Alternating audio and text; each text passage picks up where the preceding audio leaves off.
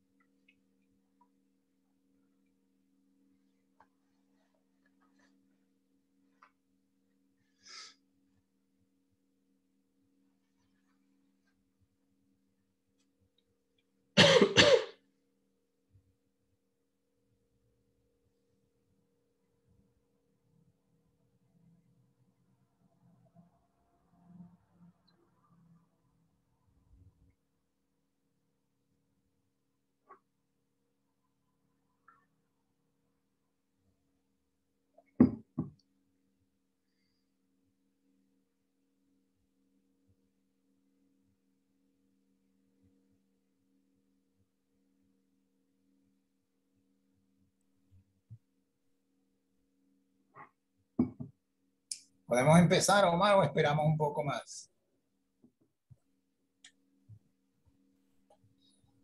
Bueno, ahorita tenemos 8 asistentes. No sé si quieren esperar un poquito más. Vamos a esperar un minuto. Sí.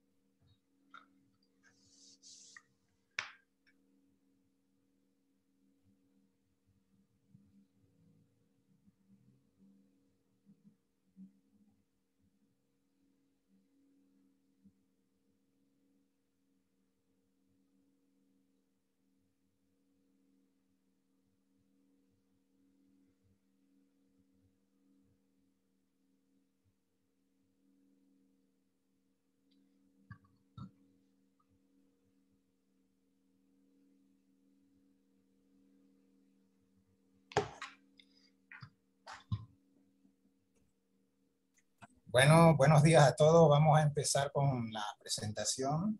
Les habla audiovisual en la Embajada de Francia en Venezuela. Quiero ante todo agradecer a Antoine Magnier, director del festival La Fête de l'Anime en la ciudad de Lille, en Francia, por este contacto con Nicolás y la posibilidad de realizar esta conferencia. También a José Pizarro, que está ahí detrás de los controles del trasnocho cultural por esta reunión en Zoom. Hoy vamos a realizar la segunda masterclass, la segunda conferencia en línea con un maestro de la animación en el marco de nuestro 12º Festival de Cine Animado en Venezuela, Animandino 2021. Se trata de Nicolás Liguori, director de cine de animación, quien nos va a explicar las diferentes etapas que son necesarias para la realización de un cortometraje animado, desde la idea original y la redacción del guión hasta la finalización de la imagen. Nicolás Liguori es director, guionista, director de imagen, montador, escenógrafo, animador. Ha trabajado con pintura, pastel o lápiz sobre papel, animación al carboncillo, animación tradicional. Con todas estas técnicas, Nicolás ha realizado 4 películas, desde oficios del arte y diseño con cine de animación en la Escuela Superior de Artes Aplicadas y Textil, en la ciudad de Roubaix, próxima a la de Lille, en la que se encuentra ahora. El viento de los juncos es una de sus cortos, Canto a la Vita, otro, La historia del pequeño Paolo y Las Vedese. En paralelo, Nicolás ha colaborado en numerosas películas de animación como autor gráfico, asistente de dirección, animación o composición digital. En 2015, Nicolás fue uno de los 8 cineastas seleccionados por el CNC, el Centro de Cinematografía Francés, y la animadora Michelle Lemieux para estudiar en un taller residencia la técnica de animación con pantalla de agujas. Una técnica bastante compleja que espero que nos pueda explicar algo de ella durante su intervención. Nicolás es un artista de animación completo con una amplia experiencia a pesar de su juventud, y para nosotros es un placer darle la palabra para que nos introduzca en el mágico mundo de la animación. Nicolás, c'est à vous.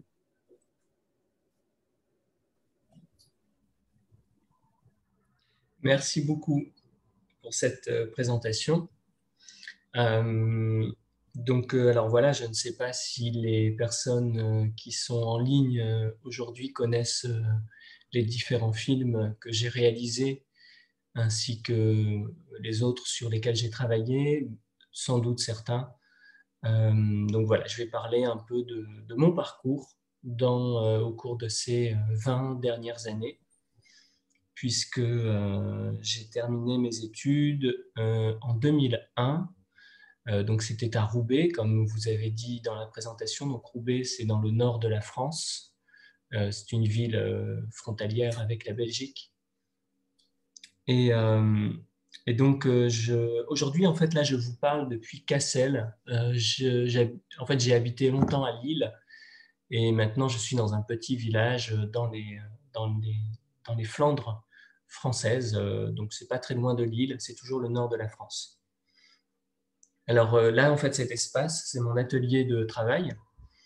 Donc cela fait quelques années que je travaille dans un atelier personnel pour pouvoir développer mes projets. Donc je vais partager mon écran pour que vous puissiez donc voir des images pendant que je commente. Donc voilà. Alors, bon voilà, cette image, c'est une image faite sur l'écran d'épingle. J'y reviendrai à la toute fin de ma présentation, puisque voilà, c'est une histoire un peu plus récente. En 2 mots, mon goût pour le cinéma d'animation vient de mes années d'études. En fait, moi, au départ, je dessine beaucoup. Quand j'étais enfant, j'étais surtout mordu de dessin. Je dessinais énormément. Et, et en fait, les études que j'ai fait en art appliqué pendant 5 ans m'ont permis d'aborder à peu près toutes les techniques. Donc j'avais 16 ans et je dessinais déjà avant, hein, depuis l'âge de 10 ans. Je faisais de la peinture à l'huile, je faisais de l'encre de Chine. J'utilisais beaucoup de techniques différentes. Et donc, lorsque j'ai fait des études d'art appliqué, j'ai commencé à devenir cinéphile. Donc là, j'ai mis exprès quelques images des films que je découvrais à l'époque, dans les années 90, qui sont des films qui m'avaient beaucoup marqué à l'époque. Et donc, c'est comme ça, en fait, que j'ai compris que le cinéma d'animation pouvait être au carrefour, au croisement de mes deux passions, à savoir donc le dessin et le cinéma. Euh, et alors qu'au départ, voilà, moi, je ne connaissais pas grand-chose au cinéma d'animation avant cette chance que j'ai eue de rencontrer donc les professeurs et la formation en cinéma d'animation à l'ESAT à Roubaix. Donc, la formation ça s'appelle un diplôme des métiers d'art en cinéma d'animation. Et donc, voilà, ce qui était important pour moi vraiment à cette époque, c'était de garder ce plaisir de, de, de peindre, d'utiliser des fusains, puisqu'on faisait beaucoup de nature morte sur chevalet, du modèle vivant. Donc voilà, c'est cette pratique du dessin qui était importante, puisqu'on est à la fin des années 90 quand je fais mes études. Et c'est bête à dire, mais c'est déjà il y a plus de 20 ans. Et en fait, l'équipement informatique à l'époque au lycée était très minime. Il y avait très peu d'ordinateurs. Donc, donc moi, mon apprentissage est avant tout dans les techniques dites traditionnelles. Et donc, l'ordinateur, je l'ai appris vraiment progressivement à la fin de mes études et au cours de mon parcours professionnel. Donc là, on voit un petit aperçu de quelques films sur lesquels j'ai travaillé, auxquels j'ai participé. Donc, il y avait La prophétie des grenouilles, qui était le premier long métrage des studios Folimage dans le sud-est de la France, voilà, sur lequel j'ai pu faire mes armes, comme on dit. J'ai pu faire mon premier travail dans l'animation. Et ce que je voulais dire, qui me semble très très important, c'est que travailler, en fait, mon parcours, c'est vraiment une histoire de rencontre. J'ai vraiment le sentiment que c'est au fil des rencontres que j'ai faites que, que, que j'en suis venu à faire un film, à travailler sur un autre film, et ainsi de suite jusqu'à aujourd'hui. Donc, parmi ces rencontres, je tiens à citer quelques noms rapidement. Il y a Antoine Lancio, qui est scénariste de La prophétie des grenouilles et qui m'a beaucoup accompagné au début lorsque je suis arrivé à Valence. Il y a Benoît Razi, avec qui j'ai fait un film qui s'appelle Marotte, dont je vous montrerai des images ensuite. Il y a Arnaud Demuin, qui est le producteur des films du Nord et co-réalisateur du Vent dans les roseaux, mon dernier film, voilà, que nous avions fait ensemble donc en 2017, si je ne me trompe pas. Clémentine Robac, qui est ma compagne et avec qui on a fait voilà, plusieurs travaux ensemble. Anne-Laure Totaro, une dessinatrice que je connais depuis le temps de mes études, avec qui on a travaillé sur 2 films importants pour moi. Et Regina Pessoa, dont on voit les images à droite ici, qui est une artiste portugaise que j'ai rencontrée à Valence pendant que je travaillais sur Marotte avec Benoît Razi. Donc voilà, c'est tout un réseau de personnes qu'on rencontre un jour par hasard et avec qui on lie avant tout des liens d'amitié. On se rencontre d'une complicité artistique d'affinité artistique. Et en fait, c'est comme ça qu'on en vient à travailler ensemble. Donc voilà, je vais vous montrer tout de suite un extrait donc, de L'Évasion. C'est le film de Arnaud de Muynck sur lequel j'ai travaillé. Donc ça, c'est de la peinture enfin c'est de l'encre de Chine sur papier.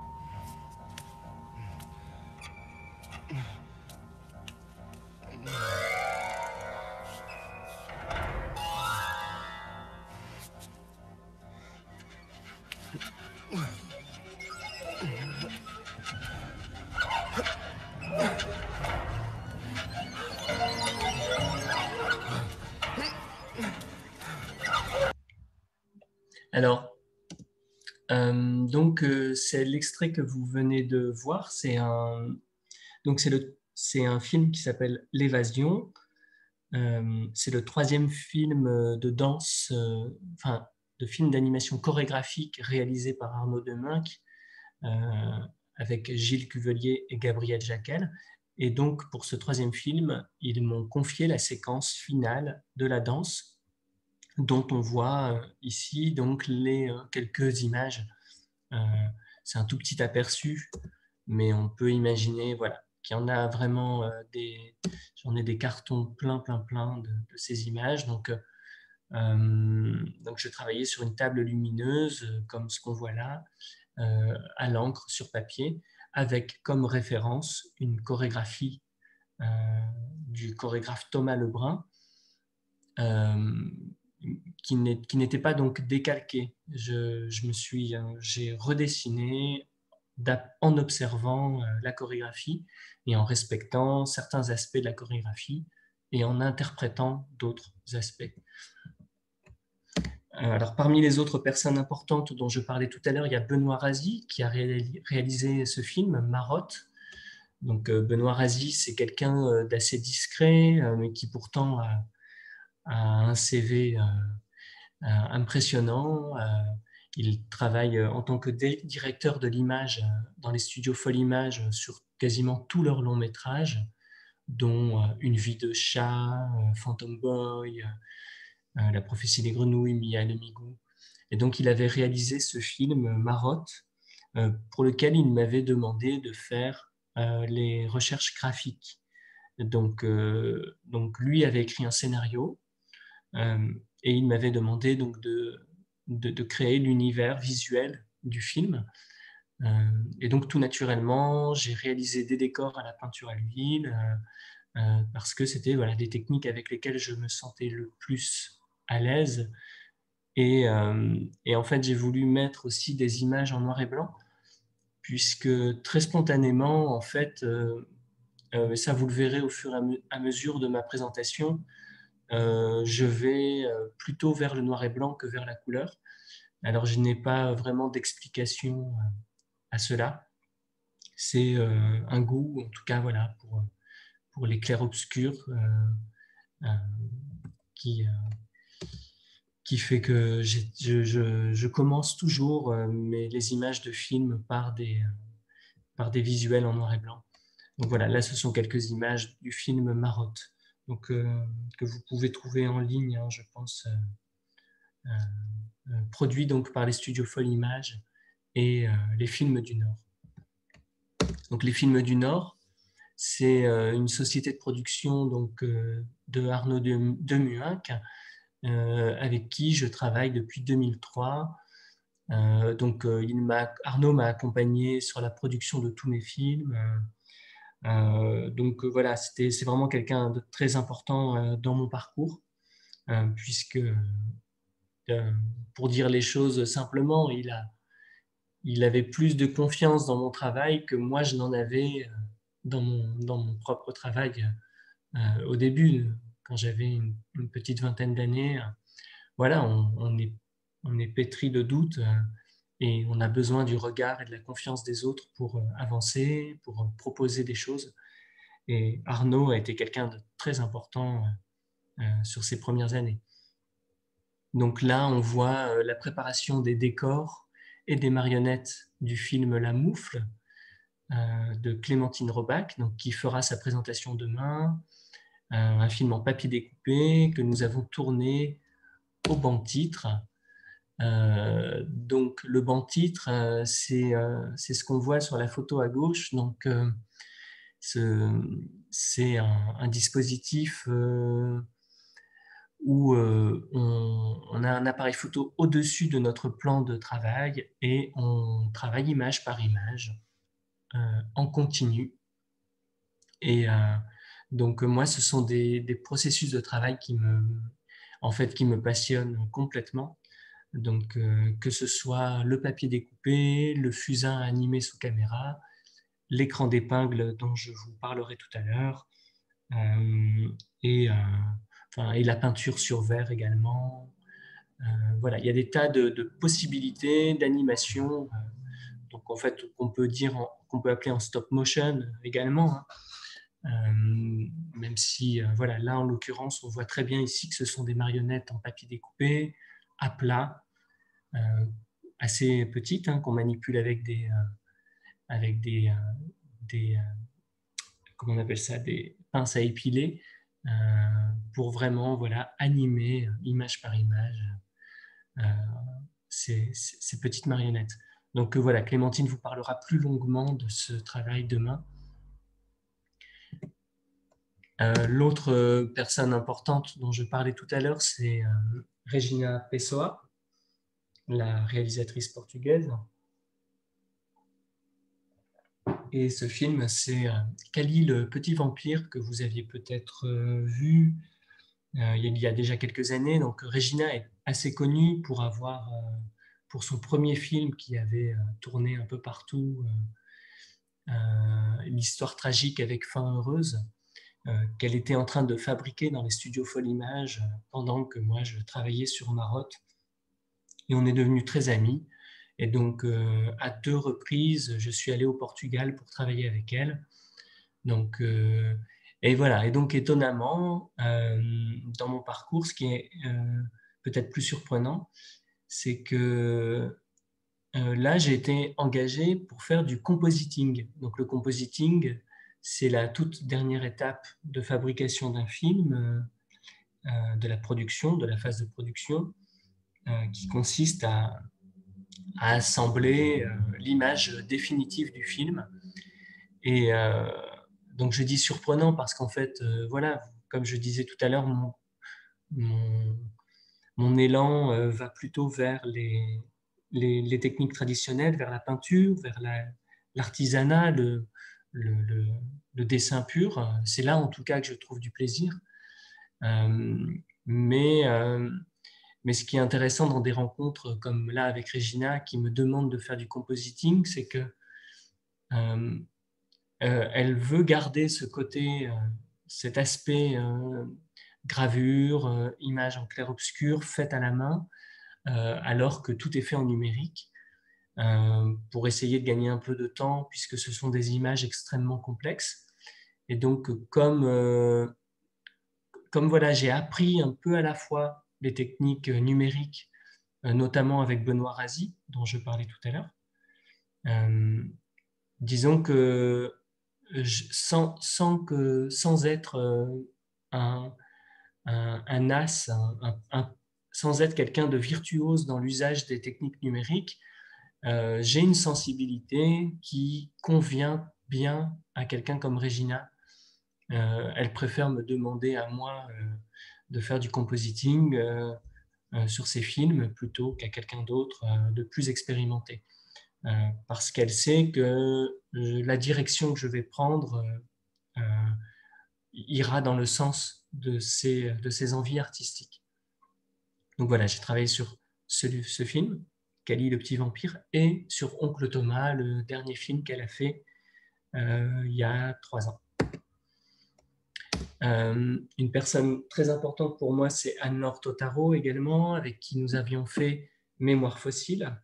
Donc c'est ce film dont on voit quelques images au fusain sur papier. Et donc là, c'est animé directement sous la caméra, comme ce que je vous montrais tout à l'heure au banc titre, donc comme pour le papier découpé. Et donc on voit le banc titre qui est incliné pour pouvoir travailler au fusain. Donc en fait, c'est presque du charbon. C'est un fusain très très gras. En fait, on recouvre la feuille de fusain et ensuite on gomme avec des petites gommes molles, mais également avec des gommes électriques pour récupérer du blanc dans l'image. Et donc le film est entièrement animé selon ce processus. Donc je vais en parler un peu plus longuement du processus d'animation du fusain directement sous caméra avec mon premier film qui s'appelle La Svedese, donc ça veut dire la suédoise en italien. Alors ce que je n'ai pas dit effectivement, c'est que j'ai des origines italiennes, même si je suis en France, hein, mais mon père est italien et l'Italie est très très présente dans mon parcours en fait. Il y a une attirance naturelle pour des origines familiales donc du sud de l'Italie qui m'ont toujours attiré. Et donc pour ce film, le film part d'une proposition des producteurs, donc Arnaud Demunck avec les films du Nord et le studio Vivement Lundi, de faire une série de courts-métrages en hommage à des acteurs célèbres. Donc il y avait eu un film sur Bruce Lee, un autre sur Robert Mitchum, et donc moi j'en ai fait un sur Ingrid Bergman, l'actrice suédoise qui était partie en Italie après son parcours aux États-Unis dans les années 40. Elle est partie travailler avec Roberto Rossellini. Et donc, voilà, moi, son cinéma, enfin le cinéma aussi bien de Rossellini que la filmographie de Ingrid Bergman m'ont toujours beaucoup fasciné. Donc voilà, j'ai construit un film très évocateur sur cette rencontre entre Ingrid Bergman et Roberto Rossellini. Donc voilà, je vous montre un extrait du film.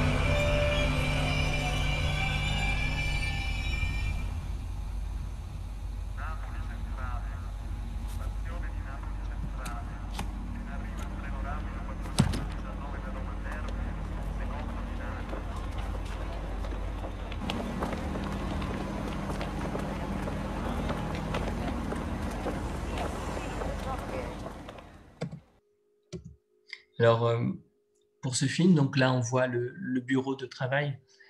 Donc, j'ai fait toutes les images de ce film avec Anne-Laure Totaro, dont je parlais tout à l'heure. Anne-Laure, la réalisatrice de Mémoire fossile, le film sur les mineurs. Donc, on voit là, en fait, une feuille de papier calque qui est scotchée sur la table. Et donc, je recouvrais de fusain le papier. Et ensuite, je l'ai estompé avec des pinceaux. Voilà, on voit ici assez bien le type d'image, la manière de travailler, donc des pinceaux très secs pour donner en fait cet aspect un peu griffé de la surface. Et donc on voit ici très bien les traces du passage du personnage. Donc tout est animé sur le même support. Donc il y a un décor qui est réalisé et ensuite on va modifier, prendre en photo et modifier de nouveau étape par étape. Étape par étape l'animation de... Oui, oui,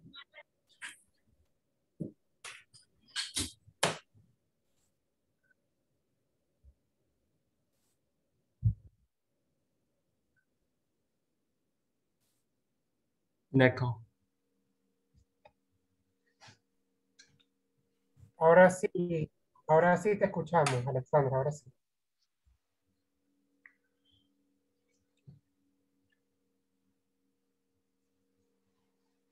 Ante la reproducción del último video.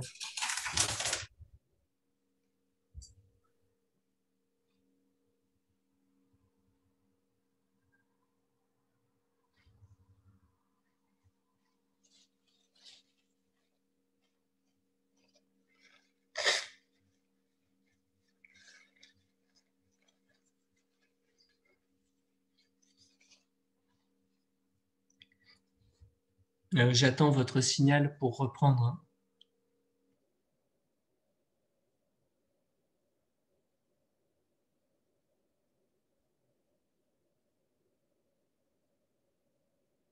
D'accord, d'accord.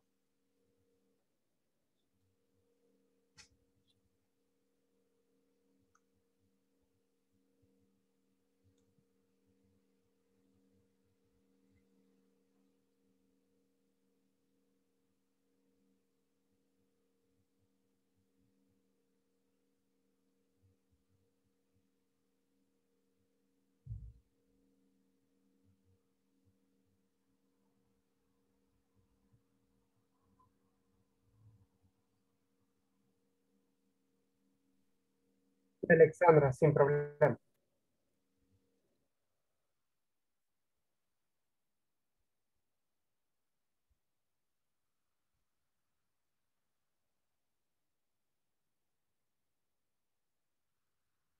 Disculpen, ahorita la intérprete está hablando con Nicolás para informarle que hubo un momento en donde la dejamos de escuchar. Pronto volveremos a escucharla y espero sigan disfrutando. Non, mais c'est très bien. Donc voilà, pour ce film, Las Vedese, qui était mon premier film, j'ai fait la rencontre d'un musicien. En fait, justement, je cherchais un musicien qui puisse euh, le mieux euh,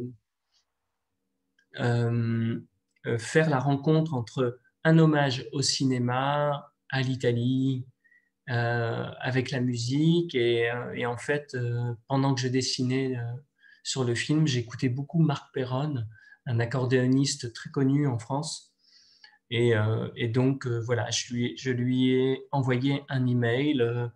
À vrai dire, je fais ça très naïvement, hein, euh, sans espérer, enfin, en espérant une réponse, mais en étant prêt à accepter que la rencontre ne se fasse pas.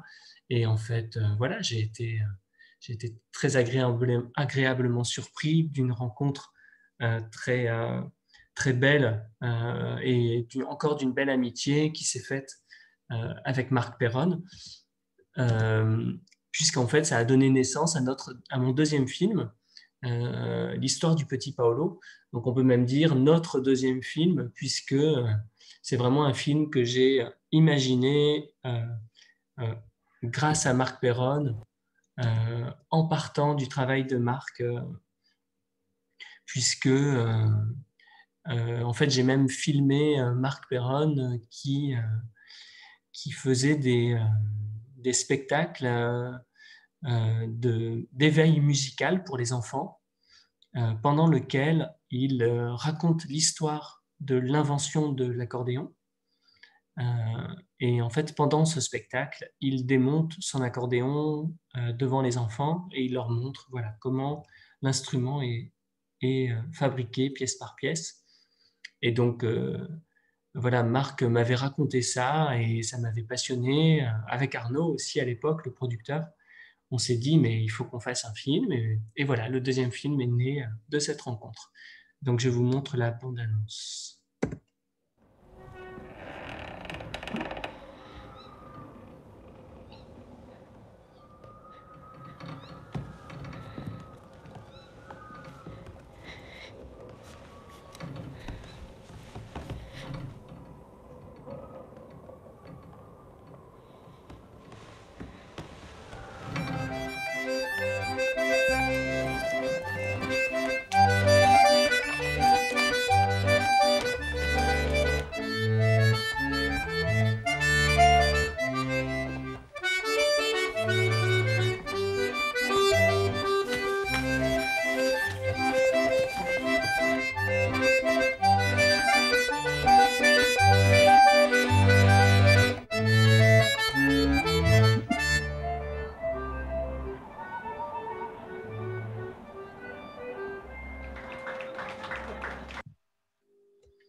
Donc pour l'histoire du petit Paolo, les images que vous venez de voir sont réalisées en peinture numérique avec des tablettes graphiques Cintiq. Donc ce sont des tablettes graphiques où on dessine directement sur l'écran à l'aide d'un stylet. Et donc pour moi, voilà, ça a été voilà, une occasion de réaliser entièrement un film en numérique, puisque le film était long et que pour partager les tâches, pour partager en fait le travail d'animation, c'était plus simple de procéder numériquement. Donc, mais tout est dessiné image par image de la même manière que si nous étions en animation traditionnelle. Donc le logiciel que nous avons utilisé, c'est TV Paint, que voilà, c'est certainement les gens qui écoutent et qui connaissent l'animation connaissent, qui est vraiment fait pour obtenir ce rendu, ces rendus très riches plastiquement. Et donc les images que vous voyez là, ce sont c'est pas un storyboard, moi j'appelle ça plus un découpage en valeur de gris. En fait, il y a toujours beaucoup de blanc dans mes images et j'accorde une importance assez particulière à la répartition du noir et du blanc et des contrastes dans l'image. Donc, en fait, je réalise toujours des vignettes comme ça, très petites, puisque ça, c'est petit comme des timbres-poste, pour avoir une vision d'ensemble du film et ainsi bien déterminer où seront les contrastes de valeur. Donc voilà, ça c'est vraiment une étape par laquelle je passe tout le temps, et ce qui me permet voilà, d'obtenir par exemple ici des images nocturnes avec toujours un peu de blanc dans l'image. Donc on voit bien hein, sur ce type d'image que les coups de pinceau, j'essayais de garder ce côté coup de pinceau visible, même si c'est réalisé en numérique. Donc voilà, j'ai eu la chance pour l'histoire du petit Paolo que le distributeur français GBK a sorti le film en salle à l'époque, en 2013. Donc ça a permis voilà, d'offrir une visibilité au film assez importante. Ensuite, il y a eu Canto alla Vita, qui est un documentaire de Turi Finocchiaro et Nathalie Rossetti. Canto alla Vita, c'est du crayon et du fusain et du pastel gris sur papier. Et donc voilà, là j'ai voulu revenir à retrouver le papier, la sensation du papier que j'affectionne plus. Donc en fait, c'est un documentaire qui dure 1 heure, qui parle de... C'est très, très difficile à résumer, c'est un film très intimiste sur des amis des réalisateurs, qui est un portrait en fait de 2 hommes. Et donc, les réalisateurs voulaient intégrer quelques séquences d'animation dans le film pour évoquer des moments importants de la vie des protagonistes. Et donc voilà, là encore, c'est une rencontre avec l'Italie, puisque Turi et Nathalie sont italiens. Les scènes que j'ai dessinées se déroulent en Italie. Et donc voilà, enfin, c'est toujours les mêmes liens qui sont là présents. Donc voilà, un aperçu des images assez stylisées que j'ai développé pour le projet.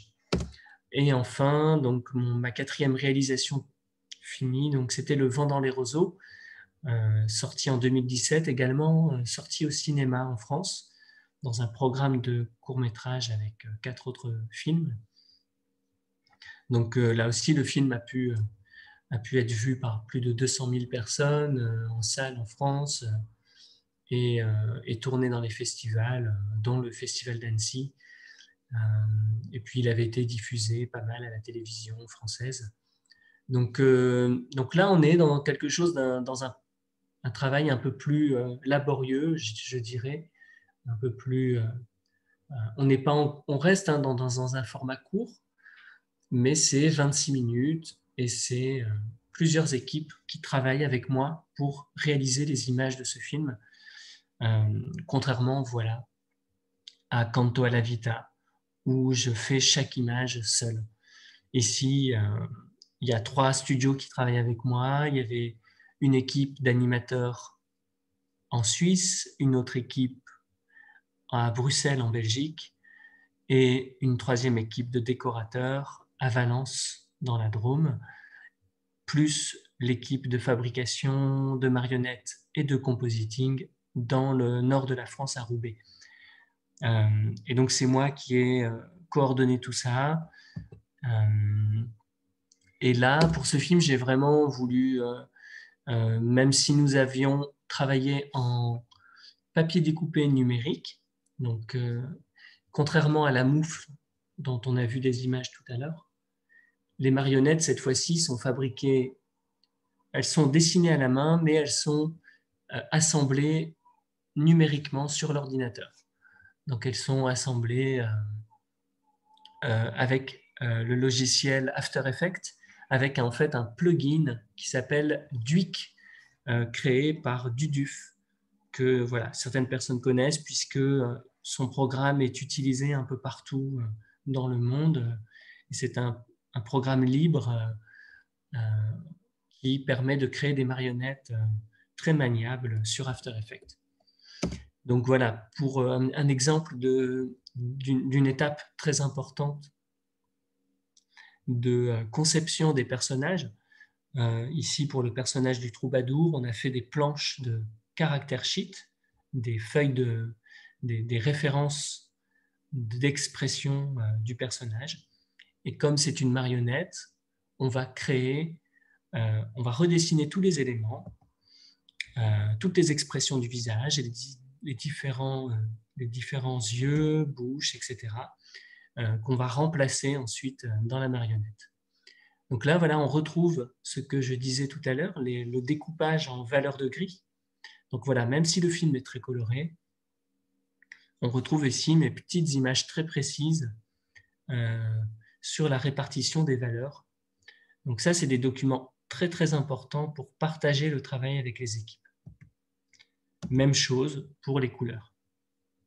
Donc je réalise des palettes colorées. Donc on voit, donc c'est assez intéressant vu que là tous les décors sont réalisés à la gouache et au crayon de couleur sur papier.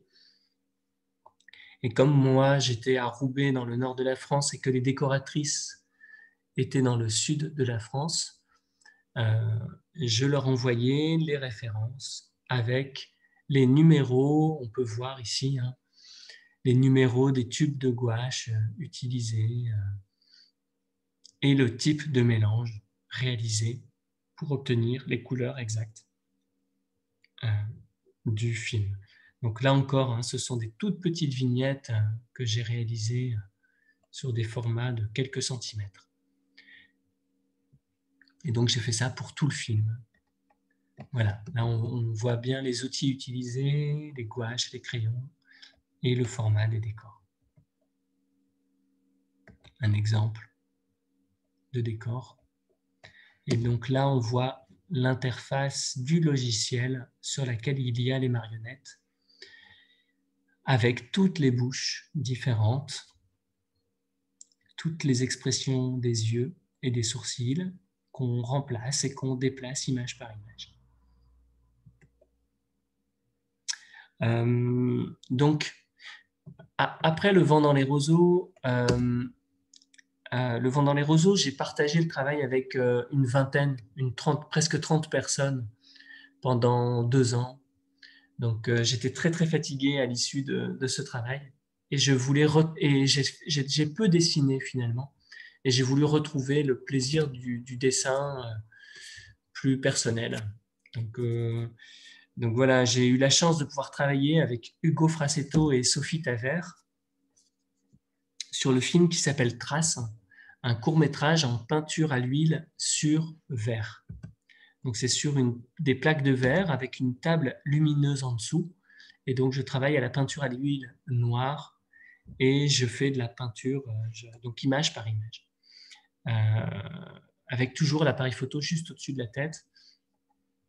Donc là, en fait, on est dans les studios de Cyclic qui se trouvent à Vendôme, en France. Donc, c'est des plateaux de tournage super, tout équipés pour accueillir des tournages de ce type un peu spécifique. Et donc, le film trace, voilà, là, on voit bien l'installation banc-titre. Hein. On voit donc l'appareil photo et donc le réalisateur, là, Hugo, et la table lumineuse. Donc, on passe nos journées dans le noir à faire de l'animation image par image.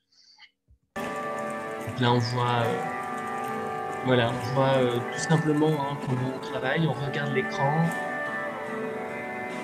et on peint. Et puis moi, j'écoute de la musique en travaillant. Voilà, simplement pour vous montrer les différents outils qu'on utilise, des cotons-tiges, des chiffons, pour déplacer la peinture.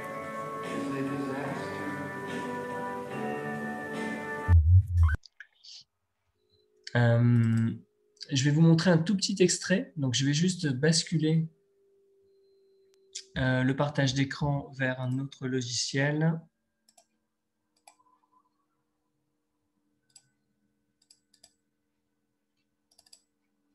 Donc, voilà. Je vais vous montrer un tout petit extrait de Trace. Donc, le film a été réalisé donc, en peinture à l'huile, comme je disais, sur la plaque de verre. Et également, il y a du sable comme ici, il y a du sable sur la plaque de verre, donc animé directement, déplacé en fait avec des grosses brosses pour pouvoir les animer.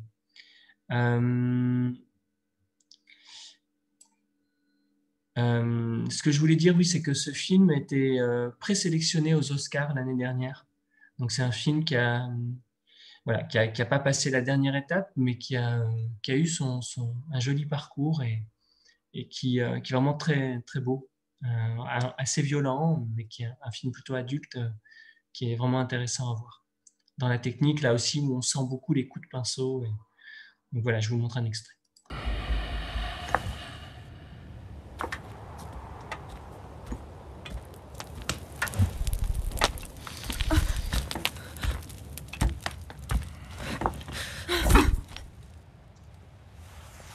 Minushiken!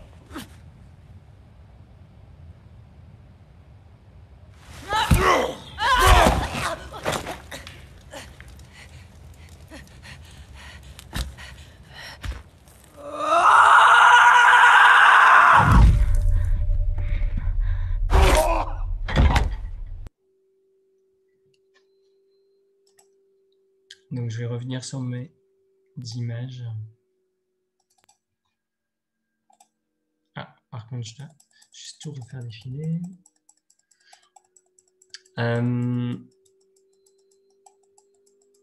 Donc voilà pour Trace. Donc là aussi, hein, c'est encore des rencontres importantes et des expériences importantes pour moi, puisque ensuite ça m'a donné envie de refaire de la peinture à l'huile sur verre pour un autre projet que je développe.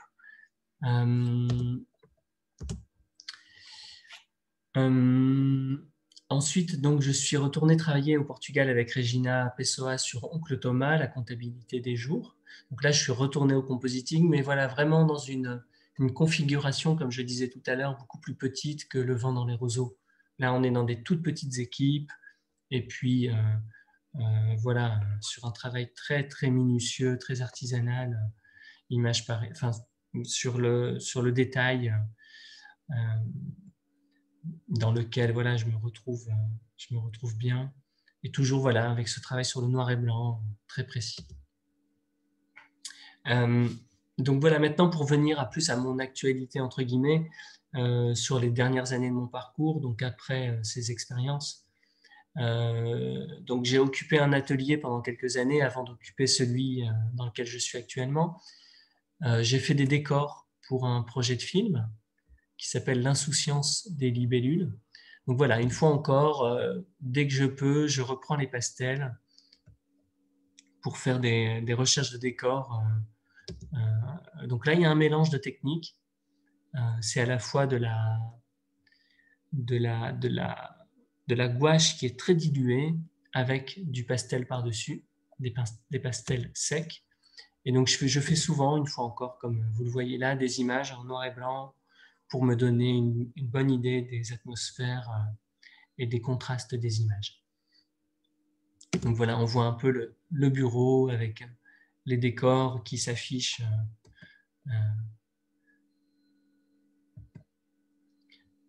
tout autour de moi pendant que je travaille.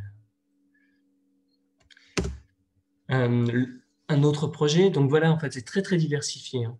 Donc un autre projet pour lequel j'ai travaillé tout récemment, j'ai fait donc sur un court-métrage qui est en train de se terminer de la réalisatrice Anna Le Taïf, du grattage sur de la pellicule 35 mm. Donc on a une bande de pellicule noire. Et donc on voit, hein, en fait, tout se relie quand même. On voit que ce sont des images toutes petites. Hein, on est sur du format timbre-poste encore. Et là, je gratte la couche de noir de la pellicule. Je grave avec des pointes et différents outils pour obtenir des images comme celle-ci. Et donc, on voit à peu près le dispositif avec des vieilles machines de cinéma utilisées pour pouvoir tirer ma bande. Et à côté de mon bureau, il y a plein d'outils de gravure différents. Et également, par exemple, il y a une lime à ongles électrique pour obtenir des effets de texture sur le format tout petit. Et donc, on fait image par image l'animation de la gravure. Donc voilà, on n'a pas le droit à l'erreur, hein, plus ou moins. Disons qu'on fait chaque image et puis ensuite le résultat est plein d'accidents qui donne aussi je pense, cet intérêt pour ces images. Donc voilà, les images ensuite sont vraiment beaucoup plus grandes. On voit ici le dispositif banc-titre de l'atelier. Alors, j'ai bientôt terminé. Donc là, voilà, ce sont des images pour un autre projet que j'ai développé tout seul, de mon côté, en autoproduction, donc tout en noir et blanc. Un projet que je voulais faire sur l'écran d'épingle, dans l'écran d'épingle Alexeyev Parker dans un premier temps, puis finalement je suis parti sur de la peinture sur verre. Donc pour ce film, j'ai fait je voulais partir d'une composition musicale pour créer mes animations. J'ai donc dessiné une partition que j'ai donnée au musicien. Donc le musicien, c'est Franck Lambert, avec qui j'avais déjà travaillé sur L'Évasion, le film dont je vous ai montré un extrait au tout début de ma présentation, et avec qui on a enregistré et improvisé avec différents instruments. Donc il y avait de la contrebasse,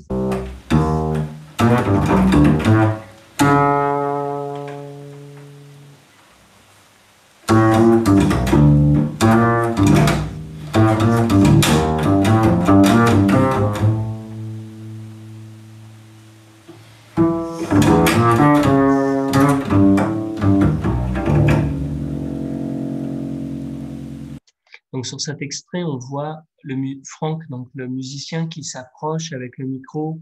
En fait, je voulais des textures de son, d'instruments très marquées. Et donc voilà, c'était un autre extrait vraiment passionnant. On a pu travailler avec les ondes Martenot. Donc les ondes Martenot, c'est un instrument très très rare, joué par peu de personnes. Ici, avec Evelyne Groine. Evelyne, qui est la seule ondiste en Belgique, avec qui on a enregistré donc quelques passages pour la composition du film. Je peux le faire aussi.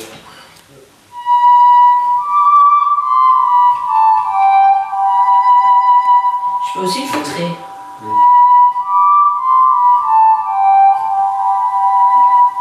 Oui, Je chante un peu pour la vitesse.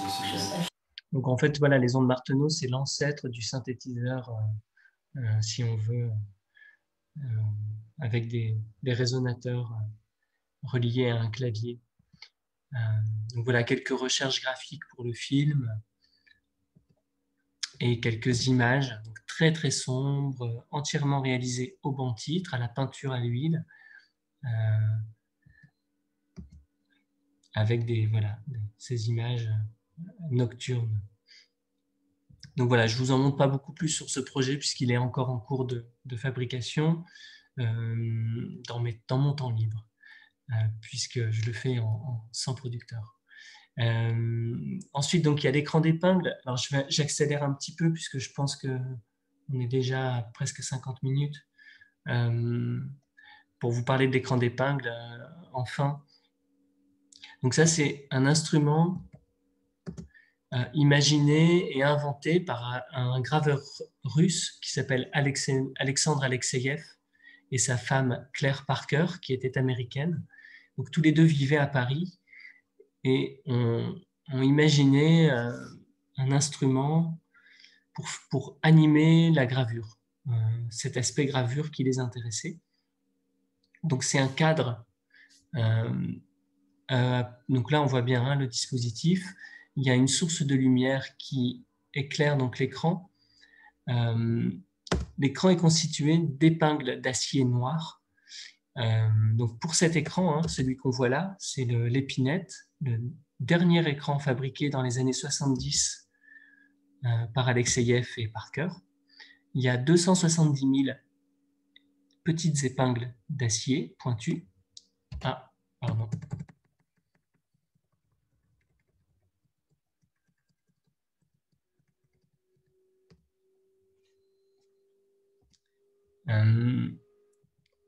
Et donc en fait, on voit assez bien ici, donc en fait, il y a du blanc. La partie blanche, ce sont des petits tubes blancs. Et donc, si on pousse les épingles d'un côté, si on les pousse de l'avant vers l'arrière, avec les outils qu'on voit ici, les outils en verre, les roulettes, les ampoules, si on pousse les épingles de l'avant vers l'arrière de l'écran, on récupère le blanc des tubes. Et si je passe la main derrière l'écran, je pousse les épingles donc vers l'avant et là, je récupère du noir pour pouvoir faire donc toutes ces valeurs de gris très nuancées. Donc, il y a une source de lumière à peu près 35-40 degrés qui dessine une ombre portée de chaque épingle plus ou moins longue et qui va créer toutes ces nuances de gris sur la surface de l'écran. Donc le concept, en fait on le voit ici, le concept d'Alexeïev, c'est son tout premier concept dans les années 20, donc il y a 100 ans déjà. Donc on voit ici donc, le couple Alexandre Alexeïev et Claire Parker, et puis d'autres personnes très importantes dans l'histoire de l'écran d'épingle, puisqu'en fait nous sommes très peu à l'utiliser. Donc il y avait Jacques Drouin, qui est une personne très très importante, puisque c'est lui le premier à m'avoir invité à utiliser l'écran d'épingle. Et Jacques est décédé voilà, il y a tout juste un mois. C'était donc un réalisateur canadien qui, avec Norman McLaren, ont beaucoup insisté auprès d'Alexandre Alexeïev pour qu'il fabrique un écran d'épingle pour l'Office national du film du Canada, l'ONF. Et donc, grâce aux Canadiens, nous avons pu utiliser l'écran d'épingle français qui n'avait jamais été utilisé. Donc voilà, il reste aujourd'hui 2 écrans d'épingle en état de fonctionnement, l'écran canadien et l'écran français, l'épinette. Donc voilà quelques images que j'ai réalisées sur l'écran d'après des œuvres de Millet ou de peintres japonais. Ce sont des images fixes. Donc on a presque un aspect la vie, ce côté un peu très velouté, très doux, que j'affectionne, qu'on avait déjà dans un film comme L'Esvédez. Et il y a vraiment beaucoup de relations dans ce type d'image. Donc voilà, toute une suite d'images qui sont des illustrations que j'ai réalisées pendant une résidence sur l'écran d'épingle il y a 2 ans. Une série d'images, d'illustrations d'après des œuvres littéraires.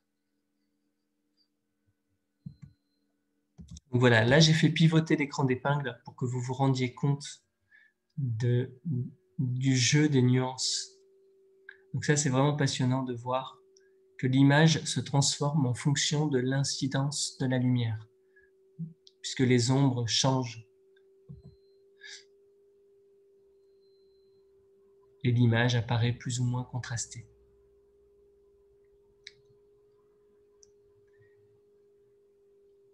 Donc, j'ai également réalisé une série de 5 images. Donc là, vous en avez 4, d'après une nouvelle italienne qui s'appelle La Vache aquatique. Et donc, ces illustrations ont été sélectionnées à la Foire du livre Jeunesse de Bologne pour l'exposition annuelle. Donc j'étais assez content de voir mes images sélectionnées voilà, dans cette foire, dans cet événement assez important dans le monde de l'illustration jeunesse. Donc voilà, ça vous donne un aperçu du type d'image qu'on peut obtenir. Dans un tout autre genre, j'ai repris un vieux projet des cartons à dessin que j'avais depuis 15 ans avec un ami qui s'appelle La Pierre d'Opale. Et c'est un projet voilà, qu'on a repris cette année et avec lequel que j'espère réaliser dans les 2 années à venir. Un projet de court-métrage pour enfants, en couleur. Voilà. Et encore un autre projet. En fait, je travaille sur plein de projets en ce moment. Avec plus ou moins, voilà, ils avancent à tâtons chacun. et Abbraccianti, c'est un projet sur le sud de l'Italie sur lequel je travaille beaucoup en ce moment et que j'espère entrer en fabrication l'année prochaine.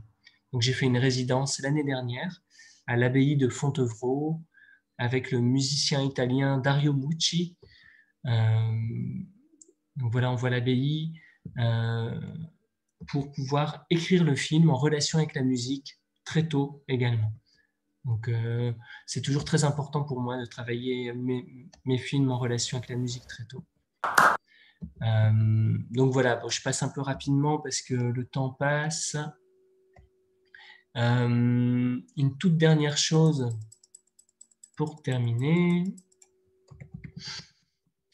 Donc en fait, je vais partir au Canada le mois prochain, à Montréal, pour travailler avec Michel Lemieux sur l'écran d'épingle canadien, puisque Michel, donc, qui est la dernière personne au Canada à utiliser l'écran d'épingle, c'est elle d'ailleurs qui nous a enseigné la technique en France, hein, qui est venue en France il y a 7 ans pour nous transmettre l'usage de l'écran d'épingle. Donc Michel, en fait, m'a demandé de l'accompagner sur quelques séquences de son film, Le Tableau, en cours de fabrication. Donc voilà, je suis très très honoré de pouvoir aller travailler donc, à l'ONF, à l'Office national du film du Canada, avec Michel sur son film pendant 2 mois à peu près. Voilà, avant de reprendre le travail sur mon propre travail, enfin le travail sur mes propres films. Et en fait, voilà, j'aime beaucoup travailler avec les autres aussi. Je trouve que c'est très très enrichissant. Voilà. Et donc, travailler avec Regina Pessoa, avec Michel Lemieux, ou avec plein d'autres personnes, c'est toujours très très très enrichissant. Voilà. Merci beaucoup. Et je ne sais pas s'il y a des questions. En tout cas, je peux essayer d'y répondre. J'espère que c'était clair.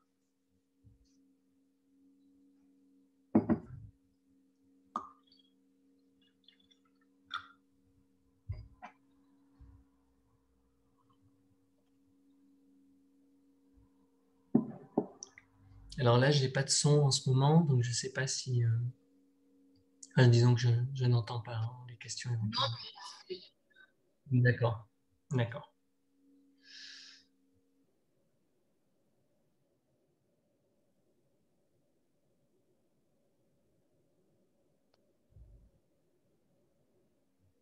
Ah, alors moi, j'ai peu d'expérience dans le long métrage, mais je sais que le coût moyen, ça va être entre 4 et 6 millions d'euros pour un long métrage. Après, ça peut varier beaucoup en fonction de la technique utilisée, de l'ambition artistique. Et puis, pour le court métrage, on est sur des budgets beaucoup plus petits, mais déjà assez importants.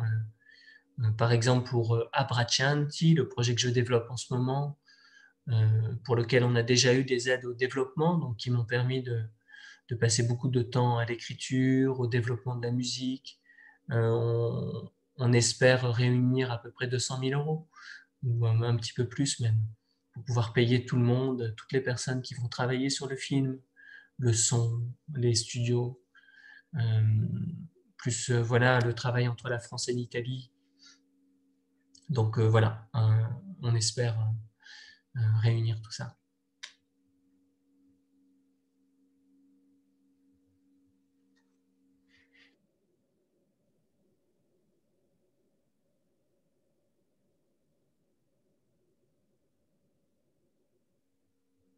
Je sais pas, par contre, je sais qu'il y a de plus en plus de programmes de production internationale au sein du...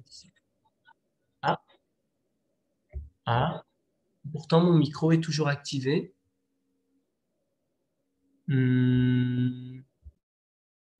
Est-ce que vous m'entendez? Allô? Est-ce que vous m'entendez? Moi, je vous entends en français. Ah, bah pourtant, mon micro est activé. Je pense... Mais j'ai eu des problèmes Non, Internet non, non, terribles. Je non. suis sur mon téléphone.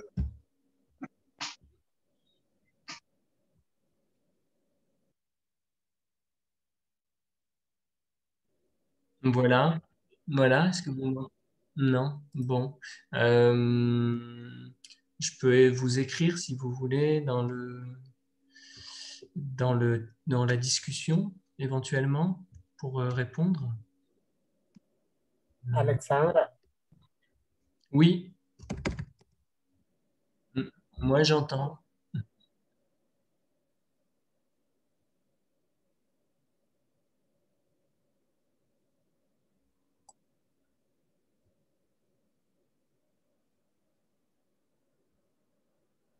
Alexandra, ¿estás en el canal de Voz Francés? Euh, je-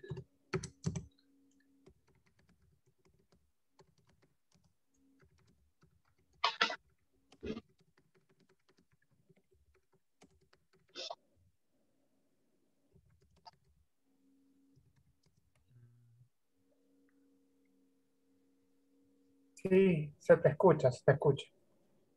Vous m'entendez maintenant?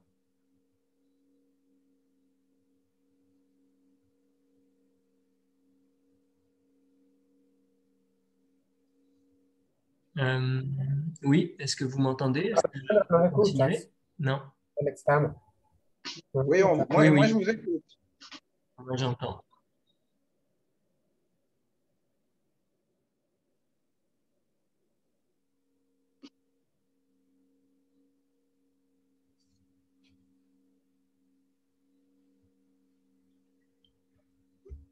Hmm.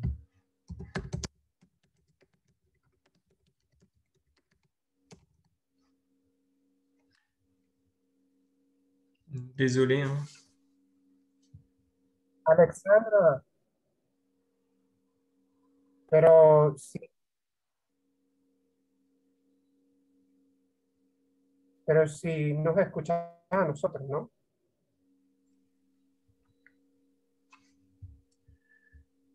Alexandra, ok. Alors, Alexandra, dites-moi. Y estás en la opción de interpretación francés, Comment? abajo al...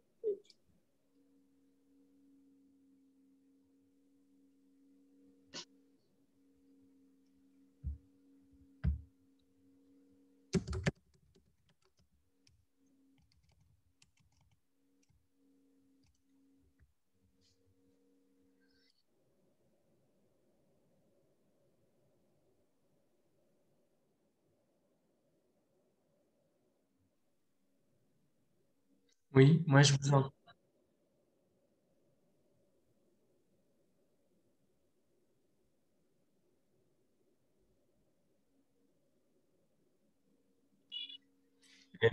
Est-ce que tu veux que j'écrive une... Quelle était la dernière question? Ah, tu m'entends pas.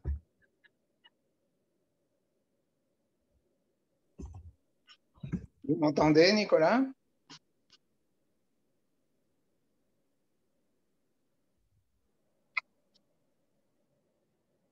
Vous m'entendez, Nicolas? Hmm. Donc,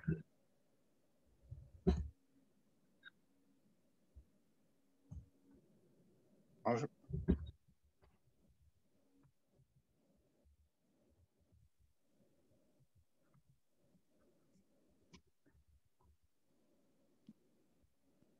¿Me oyes, Omar?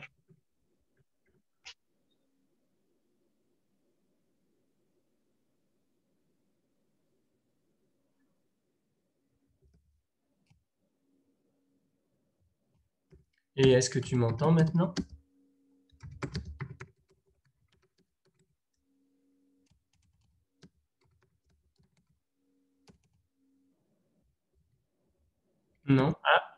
Est-ce que vous m'entendez? Enfin, est-ce que Alexandra m'entend? Ah oui. Ah bah très bien. Est-ce que j'essaye de juste répondre au moins à la dernière question que tu m'as posée?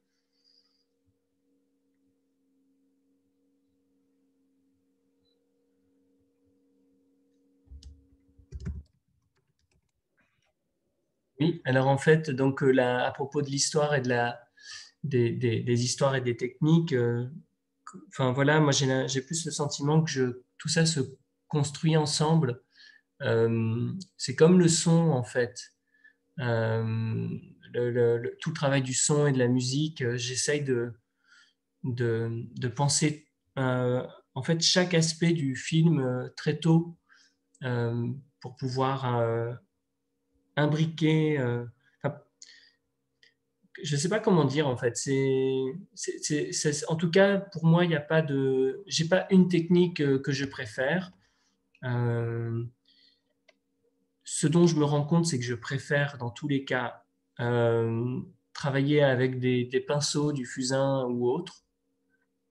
Et, euh, et que donc voilà, je tends vers ces techniques-là, mais globalement, je, je vais arranger la technique et l'esthétique du film en fonction de mon histoire, oui, en fonction de mon sujet.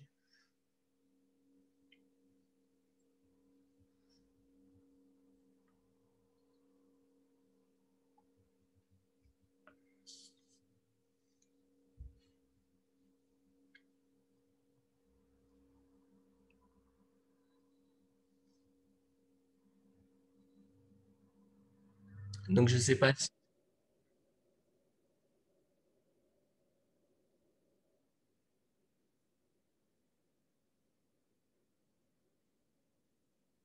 Ah oui. Alors, je connais, donc tout à l'heure, je parlais de Nicolas Dufresne. Je vais écrire son nom comme ça. Nicolas Dufresne et sa société de production qui s'appelle Rainbox. Donc c'est lui qui développe des programmes pour la marionnette, entre autres sur After Effects. Euh, donc euh, des programmes sous le nom de Duduf. Et donc avec Rainbox, il coproduit avec la Colombie maintenant, puisque son épouse est colombienne. Donc, ils sont en train de mettre en place des projets voilà, en coproduction avec la Colombie. Et, euh, et aussi, ce que je voulais dire, c'est que le CNC, le Centre national de la cinématographie, développe de... Ah, zut.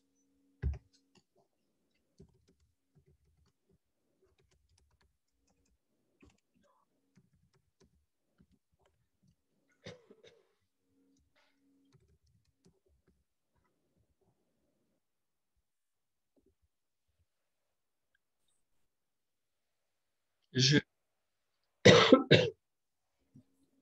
Le son est reparti, je vois. Est-ce que tu m'entends? Ah, tu m'entends? Oui. Donc, je disais simplement que le CNC développe de plus en plus de coproductions internationales avec, avec différents pays. Donc là, il faudrait regarder très précisément s'il existe des programmes de coproduction entre le CNC et le Venezuela ou d'autres pays d'Amérique latine.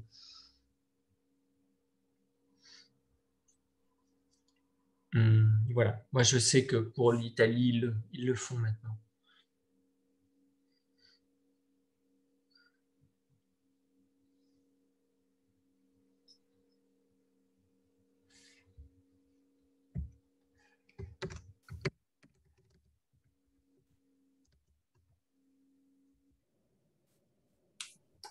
D'accord.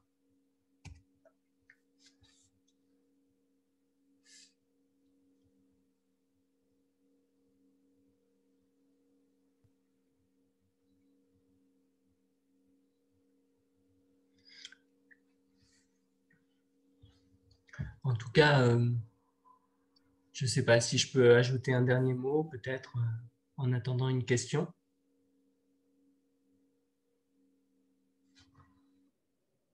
Oui.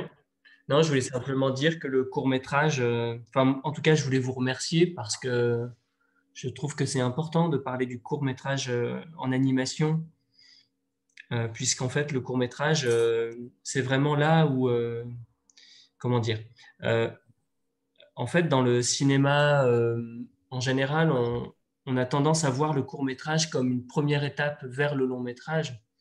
En fait, en animation, le court-métrage, c'est déjà une fin en soi. C'est les plus belles œuvres, les œuvres les plus intéressantes, les plus fortes, les plus abouties. Dans le cinéma d'animation, elles sont beaucoup plus dans le court-métrage que dans le long-métrage, puisque le long-métrage doit faire beaucoup plus de compromis techniques. Enfin, disons qu'il y a une telle complexité dans la mise en œuvre d'un film d'animation que voilà, on va retrouver vraiment des œuvres d'artistes intéressantes et passionnantes dans le format court.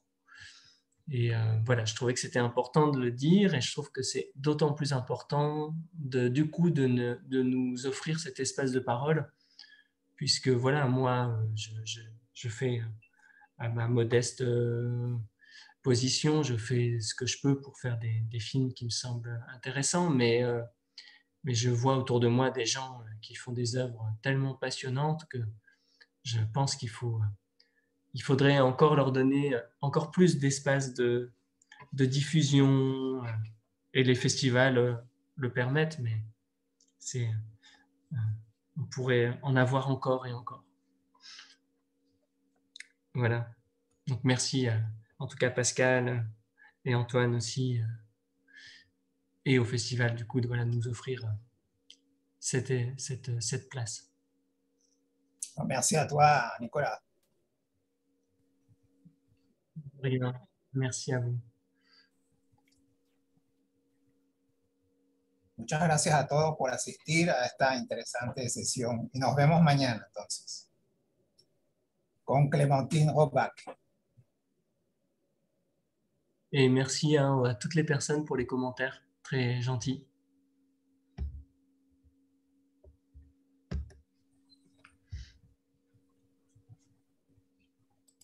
Merci beaucoup.